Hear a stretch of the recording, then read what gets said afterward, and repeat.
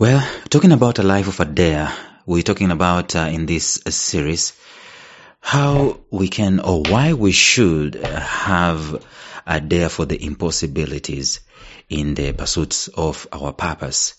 All of us, we can do with going against the grain, going against the normal to do that which, makes us sweat, makes us stretch, makes us tough. But even as we do that, there are some things that we are trading off. That's what we're doing in this mini-series, looking at some of those things that we are trading off. And if we're not looking at these things, it's easy for those things to hinder us from taking the leap of faith and taking the dare. I want us to look at one more that is common, one thing that can be detrimental or one thing that can stop us from taking a dare and what we do when we are risking it. Stay tuned.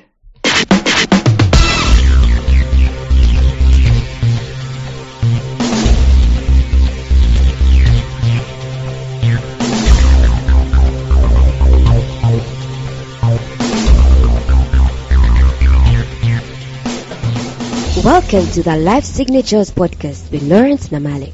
Lawrence is a life coach, author, and keynote speaker who loves to tackle different topics on purpose, productivity, and resilience. His mission in life is to awaken all your boundless possibilities available in you.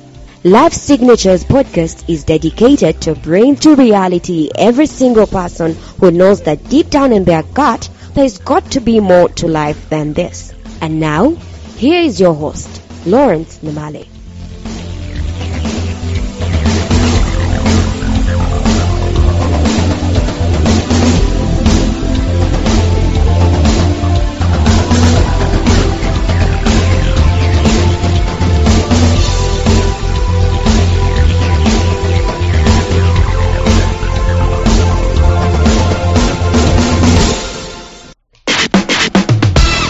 So in the previous episodes, we have been discussing some of the things that stand on our way or some of the things that we risk when we go on a dare. Now, let me explain this simply by saying that when we are daring, we are not living in a vacuum. When we are daring, we're going against the grain. We're doing something that's outside of the normal, outside of the status quo, outside of the known, the experienced, the explained. We are going into the world of uncertainty. And I can tell you later on we're going to discuss the benefits of going on a dare.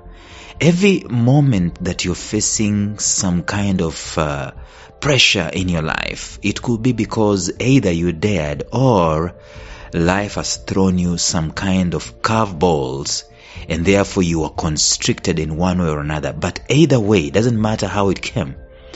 Every time a constriction or pressure comes into our lives, we are being invited to grow. We're being invited to outgrow our current level and go into a much more better level, which is, at the moment, is uncertain.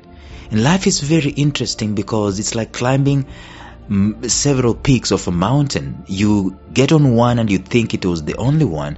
It was very uncertain when you're doing that, but when you get to that peak, you realize that there is a higher peak to climb. It's like miraging in a good way. You know what a mirage is? You see a mirage ahead of you on the road, and then you ride your bike or you drive your car or you walk where the mirage was and you find that it's moved on, and so on and so forth. That's how it is when we are under pressure, when we dare. The level that we are daring to aspire is uncertain. But when we get there, it becomes like the previous level, which was comfortable, status quo, culture. But now we are being called to dare again. So a life of a dare is basically like a continuous thing. And I'm speaking to myself even as I'm doing this. And I need us to ask ourselves this question. If we look at our lives right now, where have we dared? When is the last time we were really under pressure because we dared, or we were really under pressure just generally in life? It's a good thing. Pressure is a good thing because it's a message being sent to us that the level at which we are is not the level we're supposed to be at. We're supposed to excel, go higher, go deeper, become better, grow in capacity. That's the message that a dare normally brings, or pressure normally brings. But if I'm to do a small recap, I'll tell you that the first thing that we risk when we are daring, the first thing that is on stake, it's our reputation. We talked about that 2 episodes back.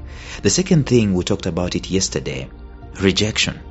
Rejection is what we risk, or it's at stake when we are daring. Not everyone is going to accept us.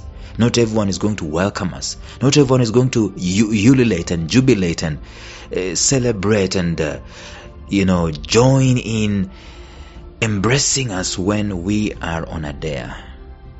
You're going to face rejections. It's a given. The question that we need to ask ourselves is this: when we put rejections on one side and status quo on the other, which one will we rather? The dare will tell us we'd rather go at the rejections so fast than stay with the status quo, so that we can be rejected and we get the feedback and we move on and so on, and we grow that way.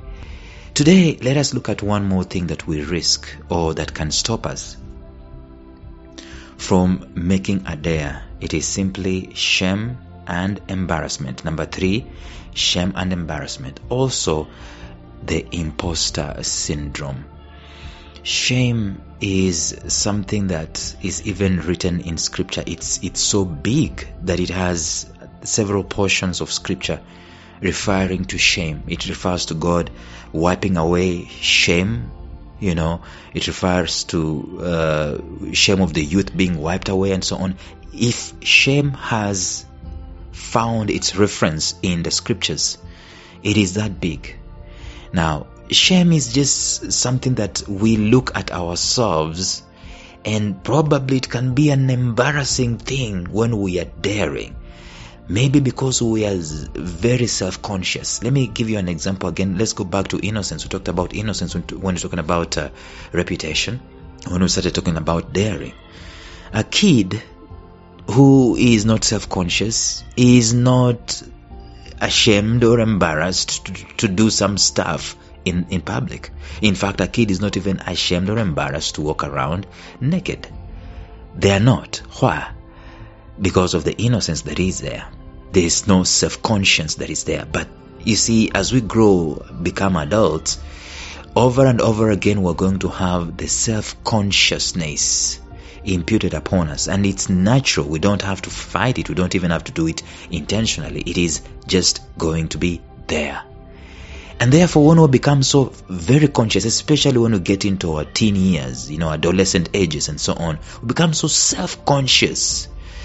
And this self-consciousness can even continue past the adolescence age.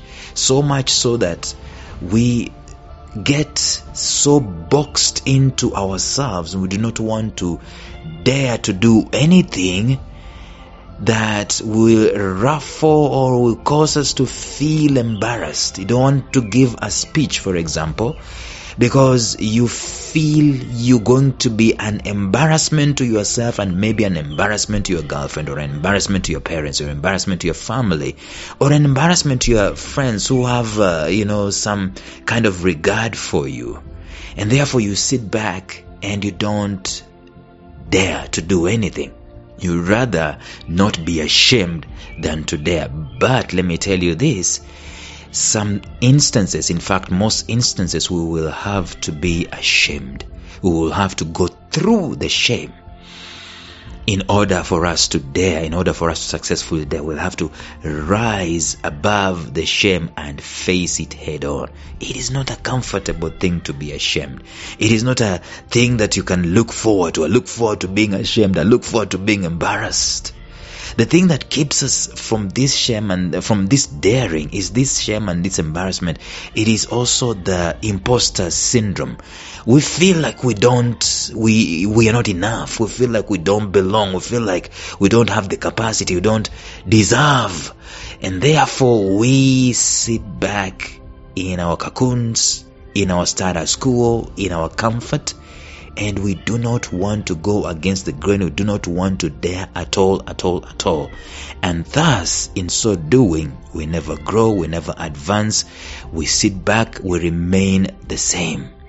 Now, this thing is not necessarily a must that you need to go through shame when you're daring. I'm just saying that in some instances, there will be an opportunity, or there will be that risk of shame.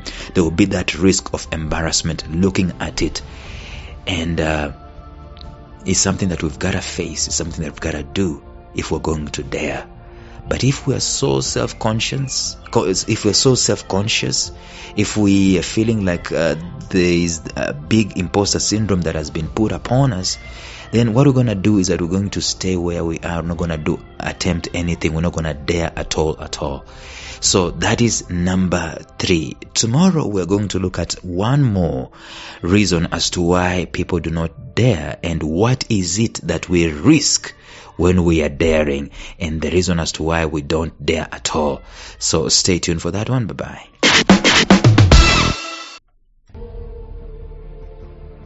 Thank you for listening to Life Signatures Radio. If you enjoyed today's show, subscribe to Life Signatures Radio on iTunes, Stitcher, or visit our website at lifesignatures.libsyn.com. Life Signatures Radio, fresh, clean, and inspiring.